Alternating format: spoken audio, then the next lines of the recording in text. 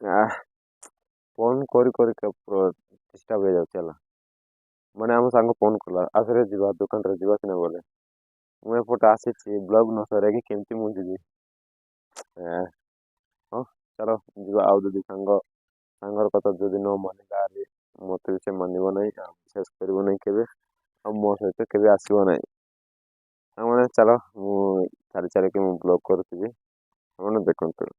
ଆଜିର ଢାଳ କେମିତି କାଲିର ଢାଳ କେମିତି ଚାଲିଛି କେମିତି ହେଇଛି ସେଇଟା ଆପଣମାନଙ୍କୁ ଦେଖେଇବି। ଓକେ।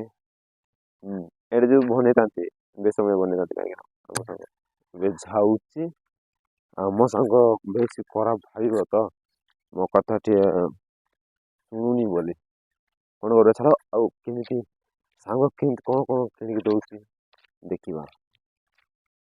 ଆଜି ମୋ ହାତରେ ପଇସା ନାହିଁ ତା ପାଖରେ ପଇସା ଅଛି ତେଣୁକରି ଡାକୁଛି। ବା ଚାଲି ପାରୁନି ୟାର ଦେଖ ହାତ ବିଶ୍ୱାସ କରିବେ ନାହିଁ ହାତ ଏଇ ଦେଖ ପୁରା କଣ ହେଇଯାଇଛି ଦେଖିପାରୁଛ ନା।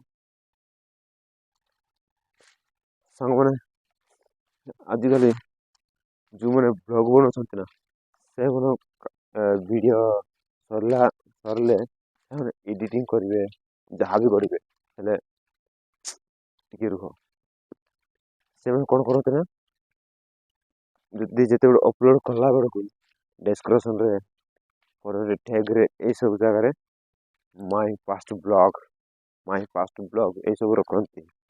ହେଲେ ସେମାନେ ପାଷ୍ଟ ଭିଡ଼ିଓରେ ଏମିତି ରଖିବା କଥା ସେମାନଙ୍କର ମୋର ଅଭ୍ୟାସ ହେଇଯାଇଛି। କିନ୍ତୁ part 1 part 3 part 1 part 2 part 3 part 4 ଏମିତି ଯିବା କଥା।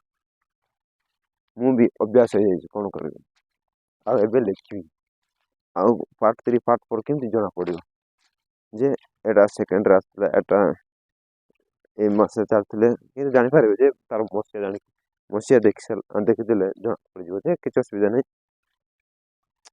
ମାଇ ପାଷ୍ଟ ବ୍ଲଗ ମୁଁ ବି ଲେଖିଦେବି ଆଜି ଆଉ ସେକେଣ୍ଡ ଥର ମୁଁ ବି ପାର୍ଟ 2 ପାର୍ଟ 3 ଏମିତି ବନେଇବି ସିନା ଆଶା କରୁଛି ଆଜି ମୁଁ ଚାଲିପାରିବି।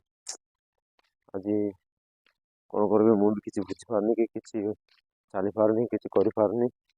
ବିସର୍ଜ ଦିନ କରିବେ ଏଇଠି ଦେଖନ୍ତୁ କଣ ହେଇସାରିଛି ଆଙ୍ଗୁଠି ଯାକରେ ବ୍ଲଗ ବନେଇବା ପାଇଁ ବହୁତ ବାହାରିଛି କିନ୍ତୁ ବ୍ଲଗରେ କିଛି ଯାହା ବି କରିପାରୁନି। କଣ କରିବି ପଡି ଯାଉଛି ଆମ ସାଙ୍ଗ ଫୋନ କରିଥିଲେ ଆସ ଯିବା ସିନା ଦୋକାନରେ ବୋଲିକି ଆଉ ଯିବାକୁ ପଡ଼ିବ ସେଦିନ ଡାକିଲା ପୂର୍ବରୁ ସେ ଯଦି ମୁଁ ଯଦି ଯିବିନି ତାଙ୍କୁ ବହୁତ ଖରାପ ଭାବିବେ ସାଙ୍ଗମାନେ ଆଶା କରୁଛି ଏଇ ଭିଡ଼ିଓରେ ଆପଣମାନଙ୍କୁ ବହୁତ ଭଲ ଲାଗୁଥିବ ଭଲ ଲାଗୁଛି ତେବେ ଲାଇକ୍ ସବସ୍କ୍ରାଇବ୍ ଯାହା ବି କରିପାରିବେ କିନ୍ତୁ ରିକ୍ୱେଷ୍ଟ କରିବି ନାହିଁ ଆପଣମାନଙ୍କୁ ଇଚ୍ଛାରେ ଯାହା ବି ମନରେ କରିବି। ଥ୍ୟାଙ୍କ ୟୁ ସୋ ମଚ୍ ରହିଲି।